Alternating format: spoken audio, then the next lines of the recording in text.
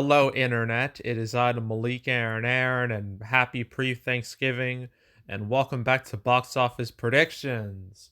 Today we're going to be talking about Encanto. So as usual, we're going to be going over the pros and cons, so let's get to it. Pros is a Disney animated movie. I mean, what more is there to say besides that? But, you know what, I might as well go through their history here. So Disney animated movies, not Pixar. I know Disney owns Pixar and they have their own anime division. We're just talking about Disney's movies, not Pixar's movies. Okay? Just want to make that clear. Yeah, looking at Disney's lineup, I mean, there's just so many. Where do we start? I mean, I guess we can go. Let's just start from the 90s. Well, let's start from the Disney Renaissance. I think that's reasonable. I mean, we started with Little Mermaid, then Beauty and the Beast, then Aladdin, then Lion King, then The Hunchback of Notre Dame, then Tarzan, then Emperor's New Groove. There's Lilo and Stitch. There's Hercules. I know a lot of people like that. There's Mulan too. Then they fell into a slump in the mid 2000s. It wasn't great. I mean, we got some good movies out of it. I mean, like Meet the Robinsons, in my opinion, slaps. Chicken Little does not slap. It is terrible. But yeah, when Bolt came out, it seemed like they finally got their act together and started releasing a lot of really good movies. You know, it was Bolt, Princess and the Frog, Tangled, Wreck-It Ralph, Frozen, Big Hero 6, Zootopia, Moana. Ralph Breaks the Internet, I heard is pretty meh. It's not great. I haven't seen it, but I haven't heard the greatest things about it. Frozen 2 I thought was okay. So yeah, I think Disney Animation has a lot more hits than misses when it comes to both the critical side and the box office side. Because look at these box office numbers: Frozen 2, 1.4 billion; Frozen, 1.2 billion; Zootopia, 1 billion; Moana, 600 million; Wreck-It Ralph, nearly 500 million; Tangled, nearly 600 million. These are just recently. Big Hero 6, almost 650. Ralph Breaks the Internet, over 500. So yeah, like like with the pedigree of Walt Disney Animation Studios, like how could this movie bomb? It'd be very hard for it to bomb. I mean, if this came out in like 2004, then this chances of bombing would be much higher. But now I think it'd be quite difficult to do. So yeah, Disney Animation's pedigree is an easy pro right out the gate. So that's an easy pro. That's pro number one. Pro number two, its release date. It's coming out on Thanksgiving. Disney are known for releasing movies on Thanksgiving. I mean, they practically, I think they own all the records at this point. I know the Frozen movies. I know Frozen, the first Frozen, has the biggest opening for Thanksgiving, and Frozen 2 has the biggest overall weekend for Thanksgiving. So Disney owns both those records. And not to mention a whole bunch of other movies that they've opened over Thanksgiving. I mean, God, where do we start? There's Toy Story, there's Toy Story 2. Uh Darn, what came after that? Well, Treasure Planet, we'll mention that when we get to the cons. I'm trying to think of some others off the top of my head. Oh, this is hard. I have to really go back in time. Bolt was Bolt was pre-Thanksgiving. Enchanted, yeah, there we go. Enchanted, that was Thanksgiving. That was a hit. Tangled was a hit. The Muppets was a hit. Um, Frozen obviously was a hit. Moana was a hit. Coco, which was Pixar, that was a hit. Ralph Breaks the Internet was a hit. And I guess we can count Frozen too, even though it came out before Thanksgiving, but still made a lot of money on the holiday anyway. So, yeah, again, that box office pedigree from Disney releasing movies on Thanksgiving. That's another easy pro. Like they made a habit out of this, and it's worked out pretty fantastic, I would say. Although not all their movies are home runs box office wise. They have more than enough successful Thanksgiving movies for me to consider that to be a pro for this movie. So, Thanksgiving release date, easy pro. So, that's pro number two. Pro number three, reviews are very good. They're quite high. They're in the 90s on Rotten Tomatoes, and its audience score is about the same. So, I expect good word of mouth out of this movie. That's going to fuel it, not just past, not just for the holiday, but for like past the holiday into December. I don't know how the whole going to Disney Plus, like, I think it's the 24th or 5th of December, because this movie's only going to be exclusively theatrical for 30 days. Unlike some of the other movies, which were 45 days. This was the special case where it was 30, and then we go to Disney Plus. I don't know how that's going to affect its box office in the future, but I think that good word of mouth will help it throughout the next few weeks, because the next few weeks there's not much content. So it should benefit from lack of content and lack of competition. So that's really two pros in one. One, good reviews slash good word of mouth, and two, well, actually that's three. Four, lack of competition and lack of content. So that'll help it too. So those are pros three and four. What other pros can I think of? I think that's it. I mentioned all the main ones. Well, I guess I can mention this is theatrical only, unlike many family movies we've seen this year. I mean, Raya and the Last Dragon, that was the first movie. Well, actually, no, it wasn't. It's so confusing.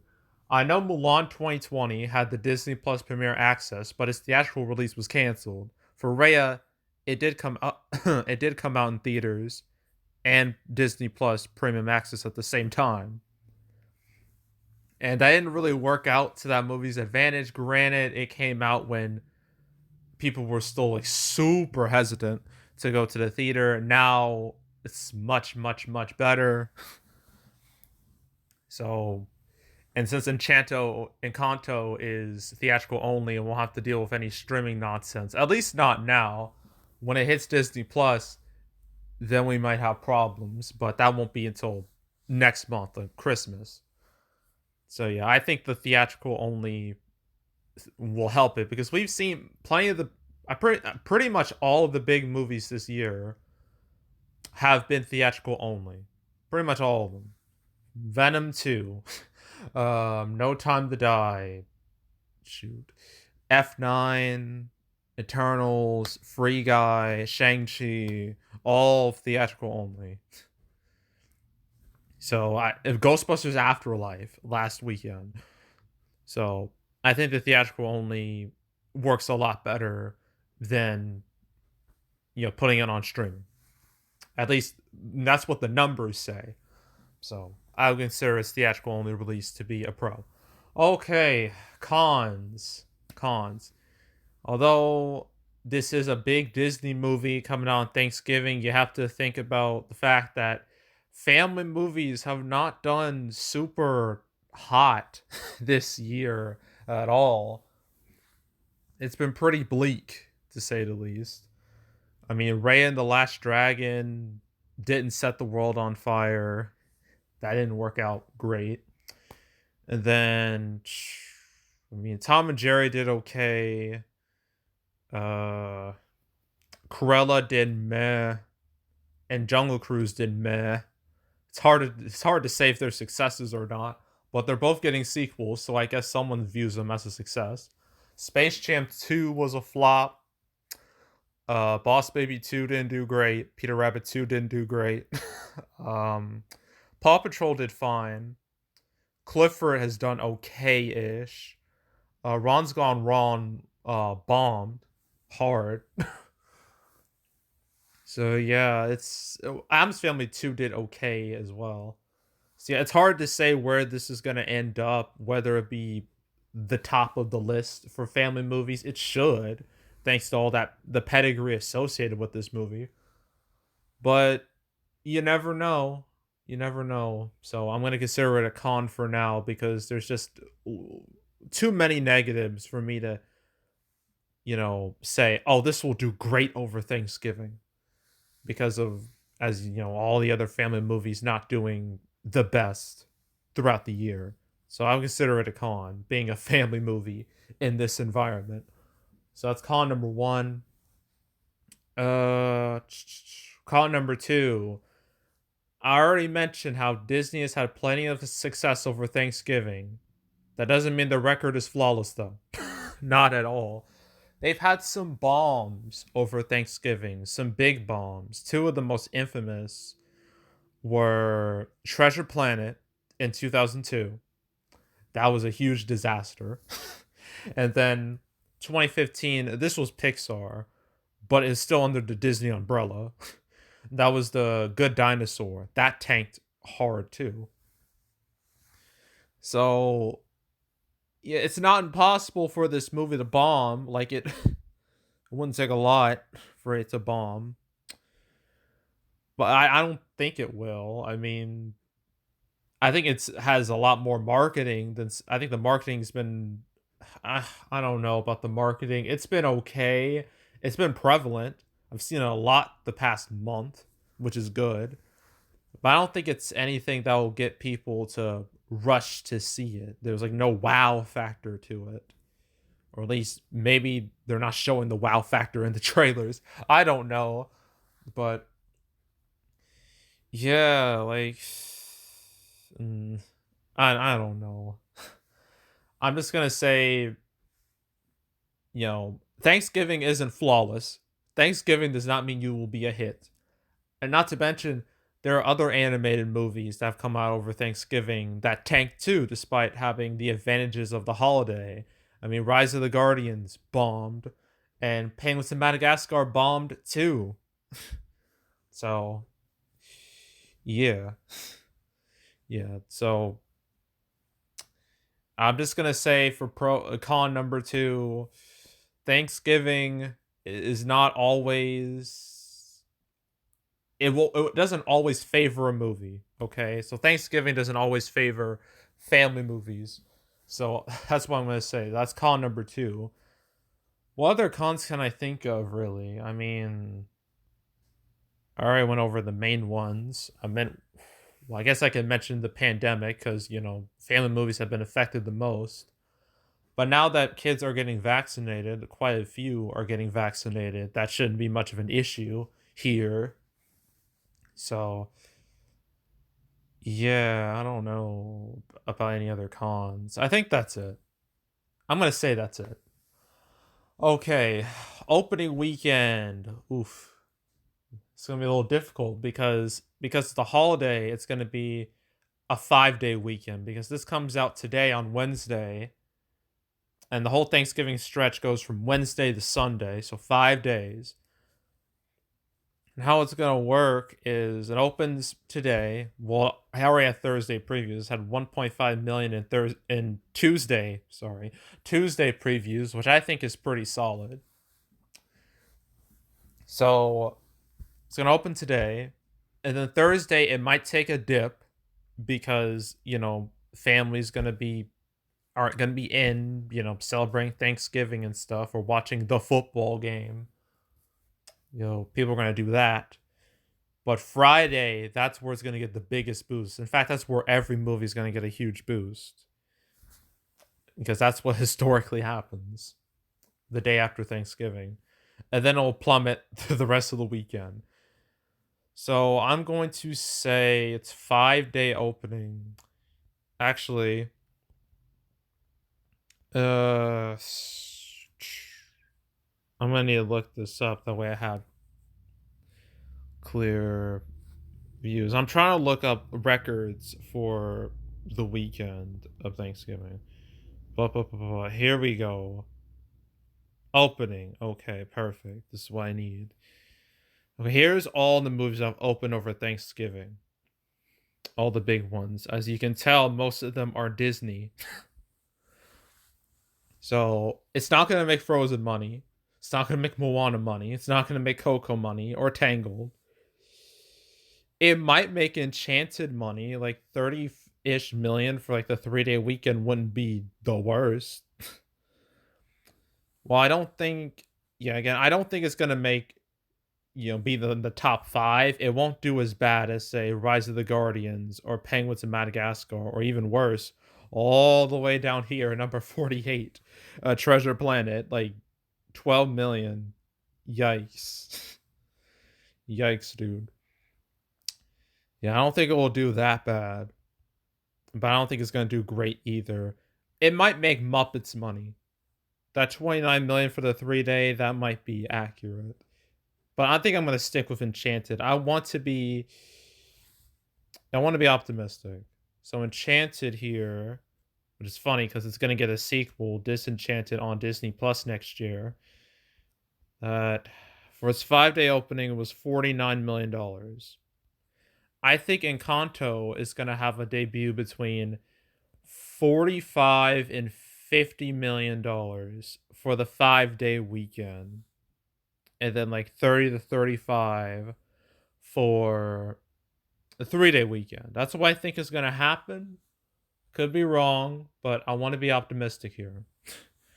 So, yeah. 40 to 50, 45 to 50 million for 5-day weekend. That's what I'm going with. I mean, I could bench well, I mean, I guess Clifford is still out in theaters, but that's old news. So it's not even a factor here. But yeah, that's what I'm going with. 45 to 50 for the 5-day weekend. Okay, so that's Encanto. We got 2 more movies to cover. We got House of Gucci, and then we got Resident Evil Welcome to Raccoon City. And then that's it for November. Yeah. So yeah, that's it. That's all. Make sure to subscribe, like this video, leave a comment, turn on notifications, share the whole drill. Want to check out more videos like this? I got playlists on the homepage with all previous prediction videos I made this year. I've done pretty much all of the big Disney movies. I've done Raya and the Last Dragon. I did Cruella. I did Black Widow. I did Jungle Cruise, Shang-Chi. Even Ron's Gone Wrong. I've done them all. So if you want to watch any of my prediction videos on those movies, you can go right ahead. There's also box off the canceled series where I go over all the movies that were supposed to come out but didn't. I don't think I covered I think I only covered Encanto once, and that was because it was going to get exclusively theatrical release for like 30 days. That's about it. Yeah, but if you want to watch any of the past cancel episodes I've done, I just did one like yesterday about Trolls 3 getting a date because the world needs Trolls 3, obviously. And Clifford the Clifford the Big Red Dog getting a sequel. So that happened. So if you want to watch any of the canceled episodes, that way you're up to date on what's going on with all these movies, because it's important. You can go right ahead. There's plenty to choose from. There's 90 episodes, so have fun. Then there's also box office recaps where I go over the box office results for any particular month. The November recap will come out second week of December, right before West Side Story comes out. That's what I'm aiming for. That's what I think will happen. But if you want to watch any of the past recap videos I made, you can go right ahead. And yeah, that's it. That's all. I am out. Goodbye.